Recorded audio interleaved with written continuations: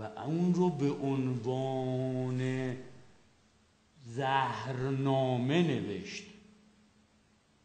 تلخ بود براش، برای این که میدونست 3 دهه بعد 4 دهه بعد هر دفعه که بخوای نهضت رو 2 مرتبه علم بکنی میگن آقا بسه، نمیشه، جواب نمیده، دیدی نتونست.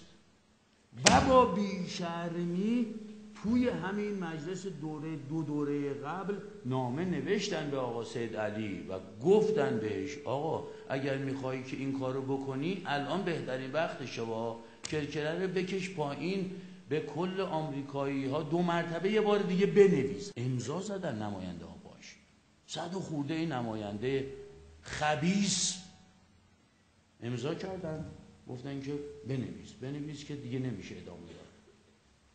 و خباثت بالاتر از اون 2 مرتبه توی دولت قبل 2 مرتبه نوشتن نامه ای سراسر کنش پذیر و رذیلانه و مفتضح نوشتن که ما حاضریم جناب آقای بوش که سر قصه حزب الله، حماس و هسته‌ای کرکره رو بکشیم پایین، اما شما امنیت ما رو به رسمیت بشناس. جواب نمیدن. تو روزنامه آفاق شد، سندش هم هست. هر جا خیر آقایونه میگیریم تو اینجا جواب ندارن، نمیپرن میگن.